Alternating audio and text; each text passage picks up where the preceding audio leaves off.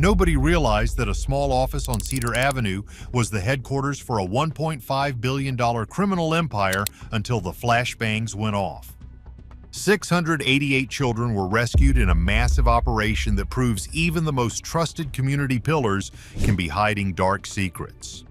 It pains me to think of how many of our community members are falling victim to this every day. It has to stop. This fake diplomat spent 9 years building a lie that connected Minnesota to Mexican cartels and Chinese buyers. It has been missing for years, but this key detail can shock the entire system. What most people do not realize is how deep this goes. Nightmare behind the honorary office.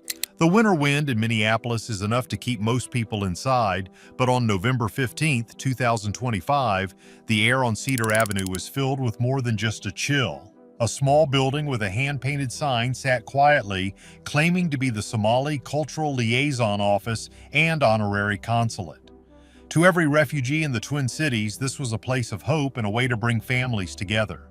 However, for the tactical teams from the Federal Bureau of Investigation and Immigration and Customs Enforcement, this building was a target. They were not there for visa help. They were there to stop a $1.5 billion machine of human misery.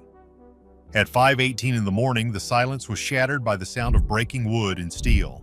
Special Agent David Martinez gave the signal to move, and the front door did not stand a chance.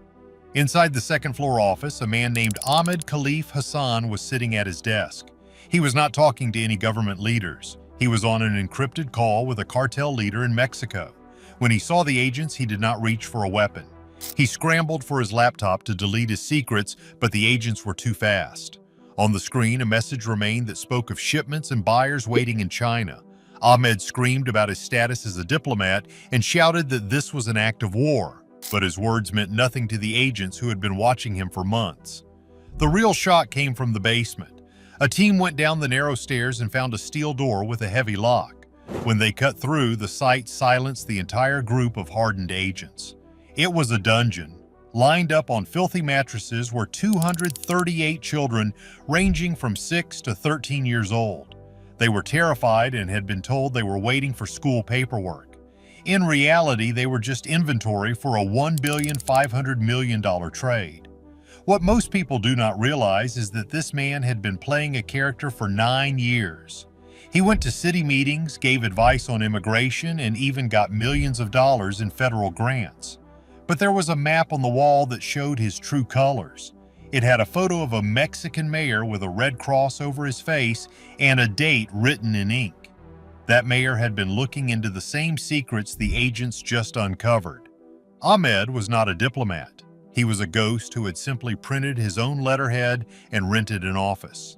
He used the language of the government to steal lives and millions of dollars. The investigation into this fake consulate showed a pattern that had been going on for a long decade. Ahmed would find families in East Africa and promise them a life in America.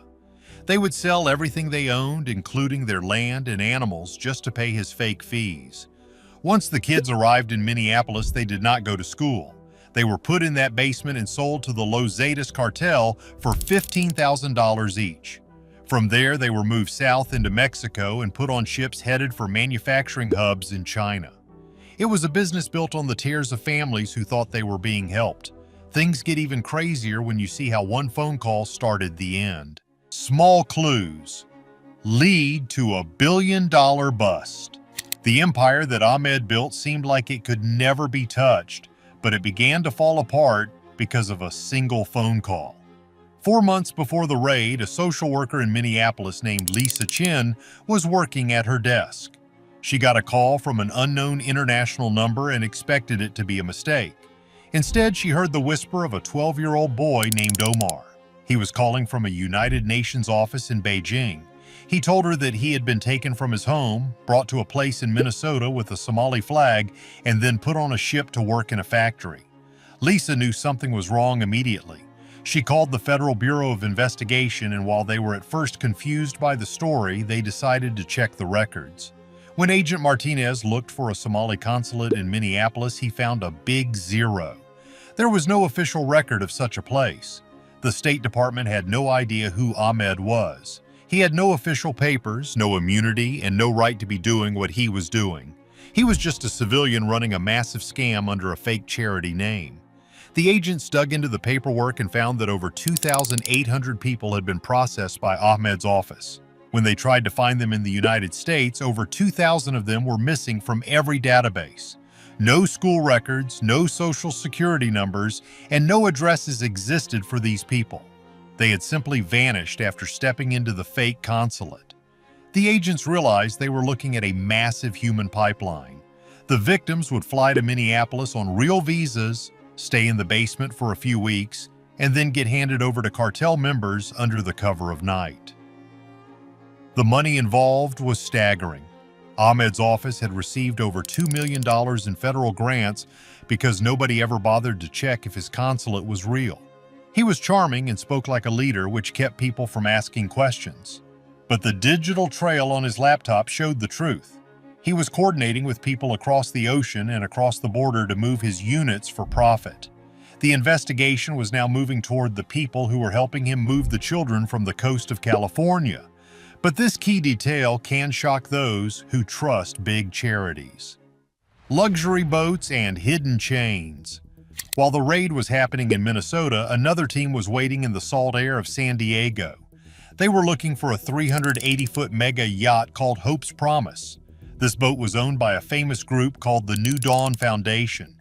It was supposed to be a floating hospital led by a doctor and his wife who were international stars. They had medals from the United Nations and were the face of helping people in need. But the intelligence from the Minneapolis raid told a much different story. At 5:31 in the morning, 4 Coast Guard cutters surrounded the white yacht. Federal agents boarded the vessel and were met by the doctor, who tried to act like he was being treated unfairly. He pointed to the luxury rooms where guests stayed, but the agents headed straight for the cargo holds. When they cut open the steel doors in the lower parts of the ship, the smell of fear and medicine hit them like a wall. They found 450 children crammed into a space meant for storage. They were from all over the world, including Syria and Ethiopia. These children were not being treated for sickness, they were prisoners. They were being kept in the dark and sedated so they would stay quiet during the long trip across the Pacific Ocean. The doctor and his wife were not heroes, they were the transportation arm of the empire. They used their good reputation to hide the fact that they were moving hundreds of kids to factories in China. When the wife was arrested, she told the agents that they were giving the children a purpose. The agents just put the cuffs on her and told her she was giving them chains instead. The money trail for this charity was even bigger than the fake consulate.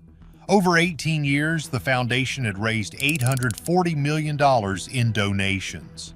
Experts found that over $500 million of that money had been stolen to buy private jets, luxury houses, and the very yacht they used as a prison.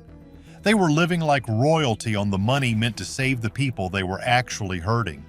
The connection between the fake diplomat in the North and the famous doctors in the South was now complete. Wait until you hear the final number of children still lost. Looking into the eyes of a criminal empire. The trials for this massive, sprawling network finally began in the shivering cold of December 2025, marking a turning point in one of the most harrowing chapters of modern criminal history. In the state of Minnesota, the atmosphere inside the federal courthouse was thick with a collective sense of disbelief and a desperate need for justice.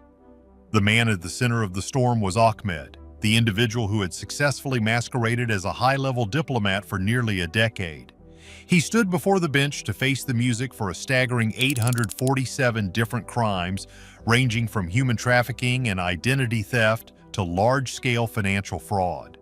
As the details of his decade-long deception were read aloud, the courtroom remained pin-drop silent. The judge, visibly shaken by the sheer volume of evidence and the calculated nature of the betrayal, did not hold back in his final assessment. He spoke of the profound desecration of the American dream, noting that Ahmed had used the very symbols of international cooperation to facilitate a nightmare. When the sentence was finally handed down, it was historic: life in prison plus an additional 3,000 years.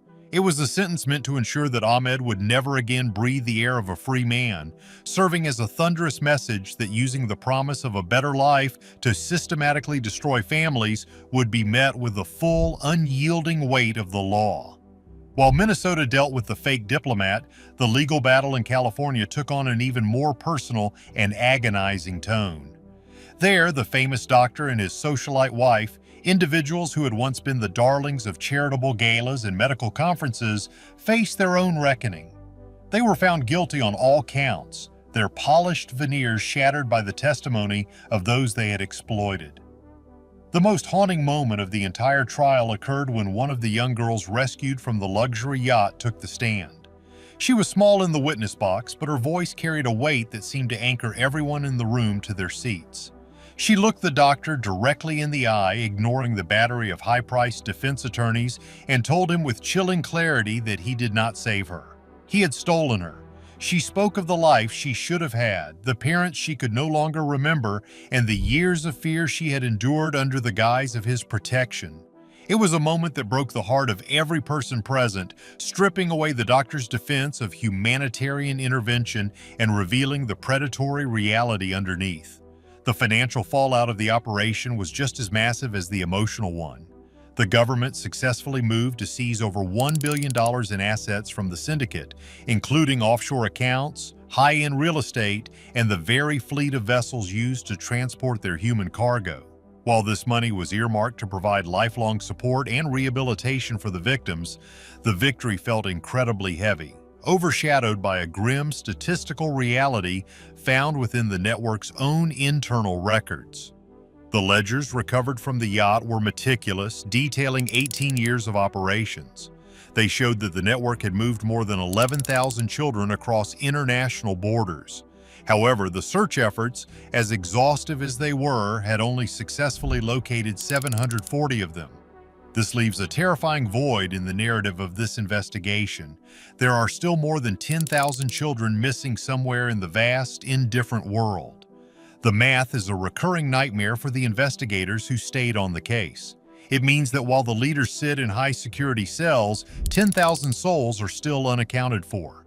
They might be working in windowless factories in distant industrial zones right now, or they might have grown up in a life of hardship and anonymity they never deserved, their true identities erased by the very system that claimed to be helping them. Could someone you trust be hiding a secret this dark right now? This case proves that fame and titles can hide absolute monsters. What should change? Like, comment, and subscribe.